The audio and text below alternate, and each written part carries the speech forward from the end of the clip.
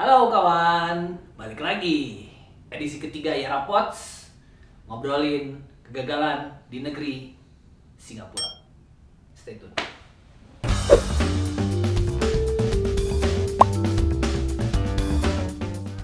Ceritanya setelah gue lulus dengan bisnis yang angker tentunya, dan gue bangga. Nah, jadi abis itu gue fokus kepada peran sebagai arsitek. Anjay. Jadi waktu itu gue ngambil dulu kesempatan ngebantuin bokap. Singkat ceritanya dia punya perusahaan arsitektur tapi di bidang yang sebenarnya gue nggak suka. Jadi kayak government gitulah gitu ya. Jadi beda kan ke firma atau biro arsitek itu ada yang biasa ngerjain buat pemerintah sama ada yang ngerjain buat swasta. Nah bokap tuh kebetulan yang di government. Nah jadi setahun gue ngebantuin itu di Bandung lokasinya, mentok-mentok gue jalan-jalan di sekitar Jawa Barat lah gitu ya. Jadi waktu itu sempat ngerjain alun-alun apa, terus sempat apa dan lain sebagainya. Tapi akhirnya bokap gue yang akhirnya ngasih tahu, udah keluar aja, maksudnya keluar cari pengalaman di luar si perusahaan bokap ini. Dan akhirnya lanjutlah gue masuk ke kota paling keras nih di Indonesia, yaitu Jakarta. Nah di sana gue bekerja jauh dari peran arsitektur. Jadi di situ itu gue bekerja di perusahaan namanya Intiland. Itu developer. Jadi developer tuh yang biasa bikin komplek gitu ya, bikin bangunan terus dijual. Nah, jadi bentuk arsitektur tapi produk gitu ya. Nah, di sini gue belajar banget akhirnya manajemen pertama kalinya. Jadi biasanya kalau arsitek itu kan SketchUp gitu ya atau AutoCAD. Nah, di sini gue belajar Excel, terus belajar Microsoft Word gitu kan. Kan buat apa? Ya buat bikin laporan gitu. Nah, di situ akhirnya develop tapi bisa dibilang ini kerjaan yang paling tergeje. Kenapa paling tergeje? Gue biasanya kalau dulu aja pas lagi sekolah itu tuh minimal gue tidur jam 11 gitu kan. Atau misalkan ngerjain tugas bisa sampai jam 1 pagi. Nah, di perusahaan developer ini gue biasa pulang aja itu jam 5 tank gitu. Karena apa? Karena ya tidak ada begitu pekerjaan yang berat gitu kan. Jadi udah nggak pernah ngedraft lagi istilahnya ya kalau di arsitek itu, atau misalkan ngedesain lagi udah nggak ada karena kita meng-hire arsitek kalau developer itu. Jadi bisa dibilang 9 to 5 tank pulang, 9 to 5 tank pulang. Jadi gue tidur biasa jam 10 gitu ya, biasanya pulang jam 10, ini udah tidur jam 10. Jadi bayangin ngerubah culture-nya yang awalnya sibuk gitu ya sampai dini hari, ini sekarang cuman leha-leha ya udah beres gitu. Nah, singkat ceritanya dari perusahaan developer ini bisa dibilang gitu ya dalam tanda kutip adalah bosan gitu kan. Yang akhirnya ya ini dia petualangan seorang bucin Aditya keluar di sini. Kenapa? Karena gue terdorong untuk pindah ke negeri orang, negeri seberang gitu ya. Karena siapa? Karena tolong disensor. Nah, jadi intinya gue dapet dorongan gitu ya. Terus kayak gitu teman-teman seangkatan gue memang pada kerja di sana gitu. Jadi kayak nggak seru aja itu kalau misalkan gue terdampar sendiri nih misalkan di Jakarta atau nggak di Bandung atau nggak di Indonesia. Dan akhirnya dari situ mulai tuh gue iseng gitu kan ngumpulin portofolio, terus bikin CV yang baru dan lain sebagainya. Iseng tuh waktu itu ada temen, nah ini Kahim gue, ketua himpunan di arsitek, terus bilang, "Dit, ini ada nih satu lowongan kerja, lu mau nggak coba?" katanya. "Ngapain?"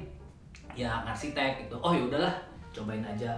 Nah, nama perusahaannya Wow Architect, dan memang si Wow Architect ini memang wow gitu ya. Kenapa memang wow? Karena portofolionya, kerjaannya bagus-bagus. Alhamdulillah gua dipanggil untuk interview. Pertama kali ke Singapura untuk kerja gitu ya. Biasanya buat liburan, tapi ini buat kerja. Jadi cukup tegang gitu ya. Nah, gue waktu itu kesana bermodalkan cuma bawa CV, terus print-printan portofolio dan lain sebagainya.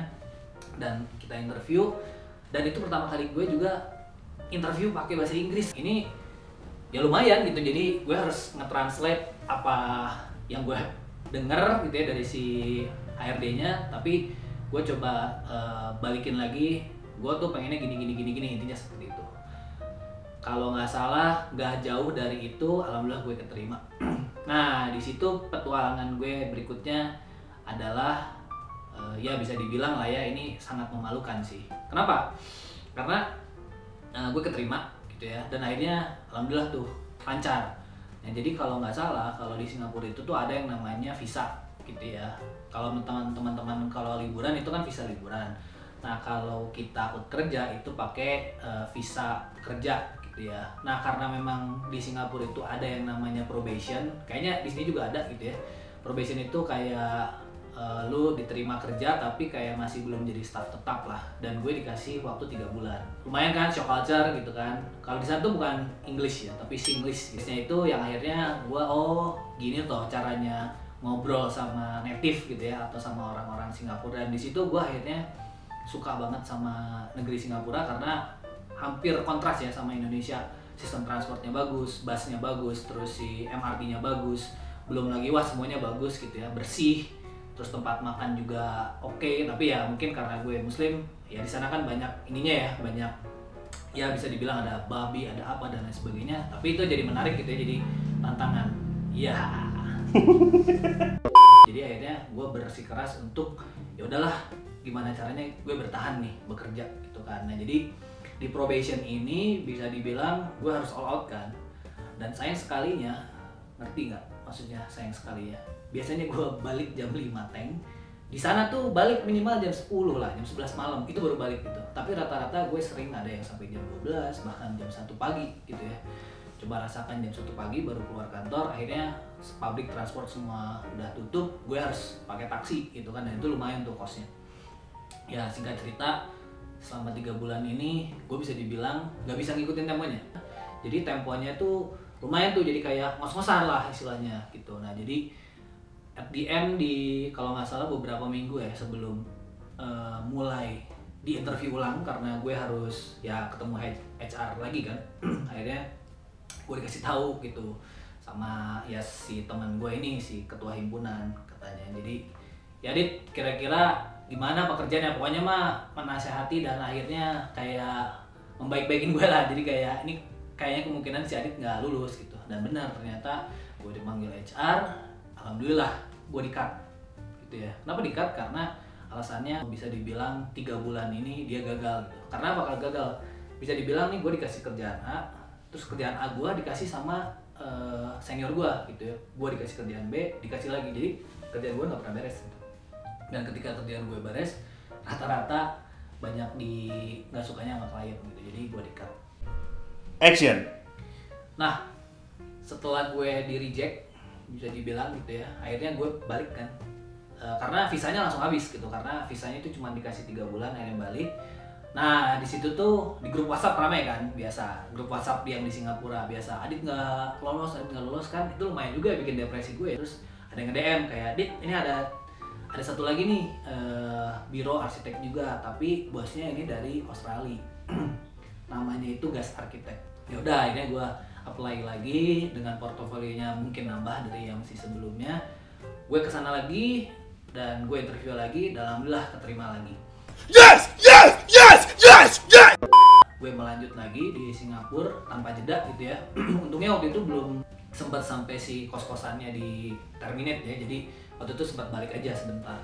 Akhirnya gue sama polanya seperti itu lagi, dan sama rata-rata biro arsitek atau ya bisa dibilang studio desain itu polanya tidak beraturan ya, kalau kita nyebut 9 to 5-nya sangat ngacak lah. Tapi kalau yang di sini lebih lebih sedikit lah. Pulang gue misalkan jam 8, jam 9 lah mentok. Dan akhirnya gue 3 bulan dikasih kesempatan. Nah, di sini happy-nya banyakkan orang Asia. Jadi teman gue ada yang dari Thailand, terus ada dari Filipina gitu kan. Terus yang Indonesia cuma sedikit. Nah, suasananya itu lebih homey.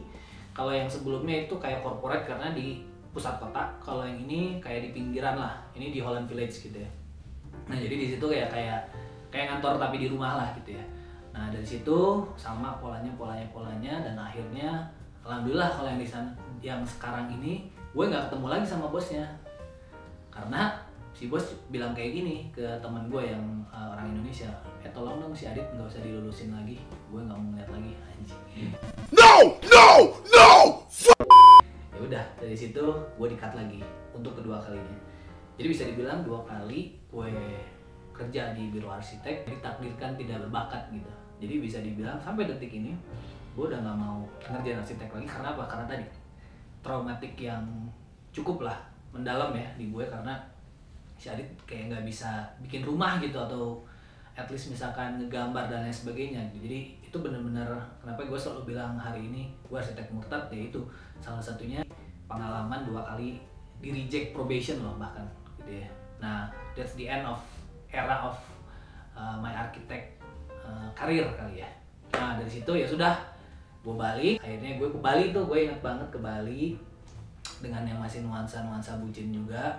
Nah akhirnya ada aja nih yang nge-DM gue juga waktu itu, Dit udah, lu daripada di arsitek mendingan jadi interior designer aja gitu. Lah apaan nih gitu. Gue mikirnya kayak wah anjir ini downgrade banget gitu, gue udah awalnya arsitek tapi jadi interior, awalnya seperti ngomong kayak gitu. Dan akhirnya yang gue kaget adalah ini sebuah perusahaan yang sangat besar menurut gue ya. Jadi gue keterima di perusahaan Charles & Keith. Gue di sini keterima dengan alhamdulillah sangat lancar banget ya. Jadi pas lagi liburan itu gue di DM, terus dari itu cuma Dit udah lempar aja CV-nya ke gue. Udah dari situ suruh ke kantornya dan akhirnya gue diterima. Nah gue cerita sedikit tentang si Charles & Keith ini. Kenapa gue suka banget? Karena gue pertama kalinya sampai sekarang detik ini, termasuk di seluruh kantor di Indonesia, Charles & Keith itu satu-satunya kantor yang gue bilang paling keren, kayak mall. Kenapa kayak mall? Dia kayak one single building gitu, tapi memang lokasinya agak jauh ya dari kota. Nah jadi dia punya kayak corporate building ya, HQ lah ya. Nah, ternyata HQ-nya itu ada 2, satu di China, satu lagi yang di Singapura. Nah, tapi yang di Singapura ini, gue inget di Tai Seng ini, dia sangat besar, 4 lantai kalau nggak salah. Terus yang gue inget tuh yang paling gue suka, dia punya satu tempat buat fashion show. Jadi di sana itu kan karena perusahaan tas ya, Charles & Keith itu tas sama sepatu, jadi dia punya area fashion show sendiri. Terus yang gue sukanya adalah fashionnya keren banget kayak mall. Jadi gue bertahan setiap pagi itu pasti di sana, jadi bukan di kosan gitu ya, jadi selalu di sana karena masuk matahari pagi, pokoknya enak lah gitu. Dan memang di Charles & Keith ini bener-bener ya udah seperti corporate yang pada umumnya gitu. Jadi di screening, terus bahkan development tentang si ketenaga kerjaannya bagus banget, banyak aktivitas gitu ya, ada party dan lain sebagainya, wah keren lah. Jadi gue paling happy di Singapura itu pas lagi ada di Charles & Keith ini. Ini penyakit gue sih sebenarnya dari dulu.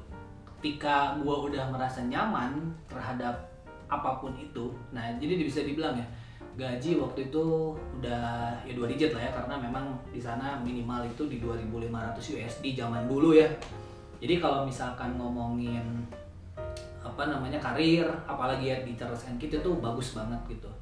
Nah tapi penyakitnya gue itu ketika gue udah terlalu nyaman, terus pekerjaan tuh kayak udah di remote gitu ya, kayak gue tahu ngerjain ini ABC, udah kayak template gitu. Nah itu pasti ada perasaannya kayak nggak bisa, lu nggak bisa kayak gini, lu harus keluar.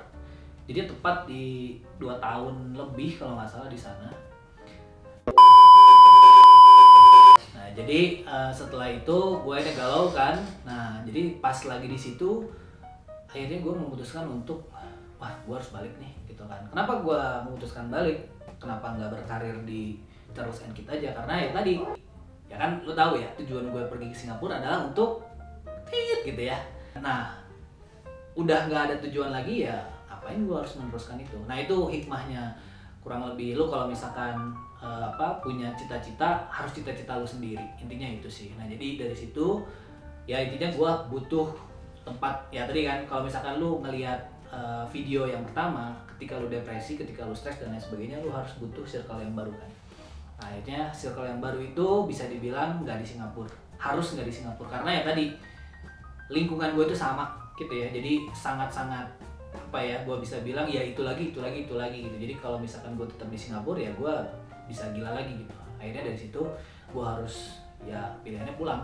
Gue harus pulang. Alhamdulillahnya waktu itu ketemu sama yang namanya sekolah, yang akhirnya gue sekolah di sana dan gue ketemu istri gue.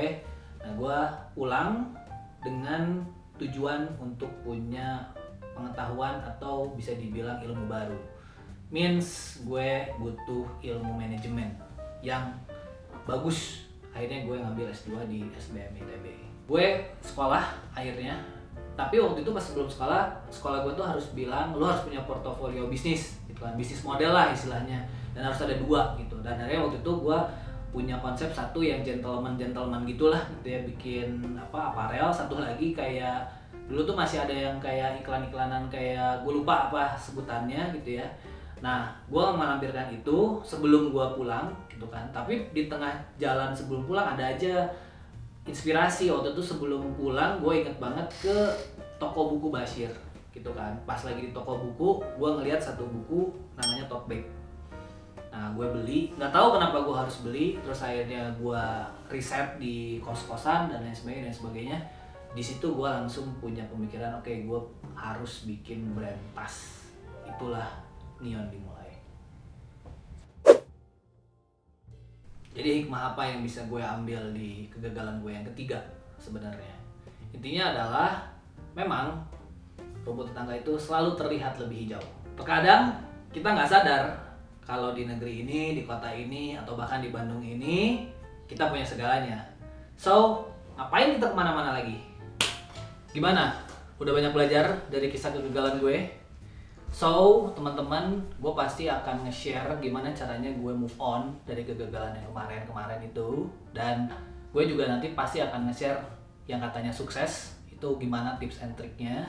Barengan juga sama teman-teman, kolega, dan lain sebagainya yang mudah-mudahan bisa menginspirasi lu yang sekarang atau mungkin lagi galau, lagi depresi, atau mungkin juga lagi mengalami kerugian. Sebelum itu gue bikin lagi, jangan lupa di likes, terus di komen sebanyak-banyaknya, subscribe, bye.